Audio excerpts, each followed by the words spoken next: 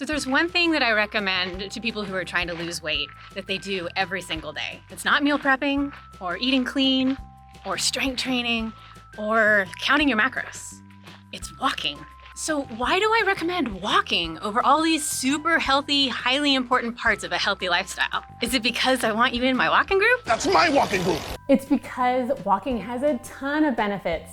And I'm gonna show you in this video why it's the single best thing you can do for your health. Plus, I'll answer your important questions like, how much should I be walking? How often do I need to walk each day? Does a treadmill count? And what's the best way to track steps? So let's get started. Right after I finish my walk.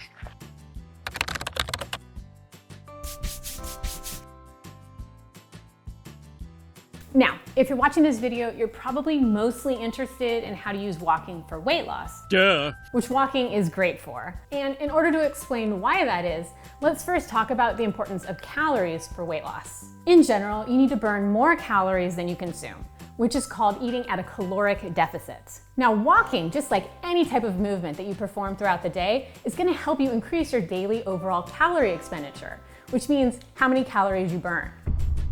Now you might be thinking, well then why don't I just go run 2 miles instead of walking? Wouldn't that burn even more calories? And yes, higher intensity activities like jogging or sprinting will burn more calories, but walking has its special benefits for being a low intensity movement. For instance, walking literally counteracts the genes that promote weight gain. So Harvard researchers looked at 32 obesity promoting genes in over 12,000 people to determine how much those genes actually are contributing to body fat percentage. They actually discovered that among the study participants who walked briskly for about an hour a day, the effects of those genes were actually cut in half. Another study found that people on a calorie-controlled diet who walked for 1 hour 5 times per week for 12 weeks were able to lose inches off of their waistlines, as well as more body fat compared with those people who were following just a diet alone.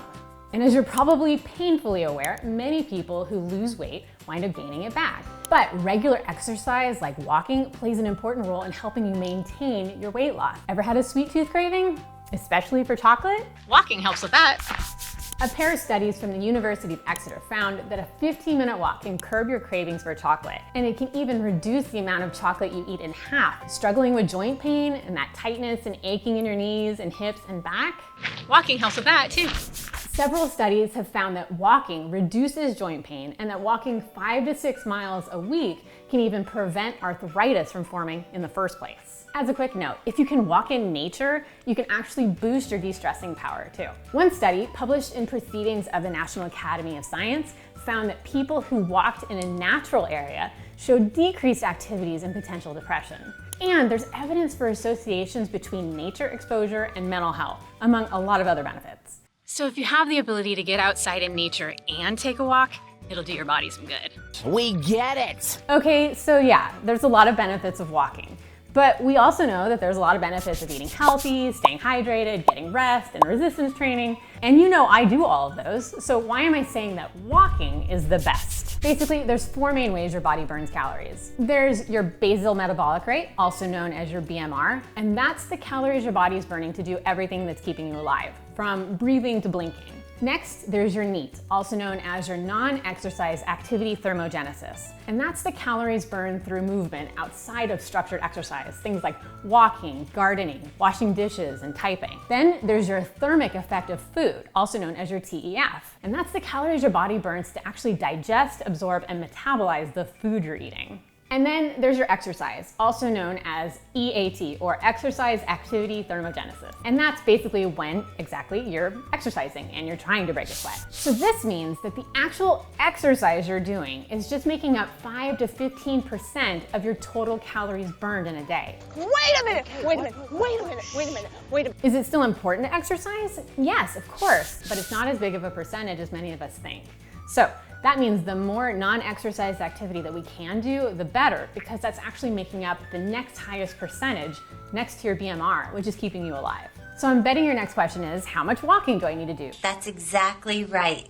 Well, a trial published in 2017 found that just walking for 30 minutes a day, 5 days a week, led to reduced body fat percentage, improved blood glucose levels, improved cardiovascular health, and weight loss. These subjects were also eating at a calorie deficit, which we're going to talk about in a sec.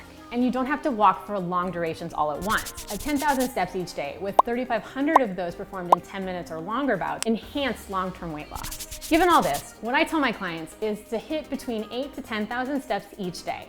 As you get more and more comfortable with walking, just start adding in a little bit more distance to your walks. Remember, the steps are just an easy way for us to track our NEAT, and walking, as we've discussed already in this video, also has a ton of benefits. It's a win-win. Try walking around your house, or you can invest in a treadmill. They range from ones where you can put it in your bedroom, into your garage, or you can even get a smaller, less expensive one, and you can have it right under your desk at work. And yes, steps on the treadmill count just as good as steps outside, minus the nature benefit, but it's still a great way to get your NEAT up.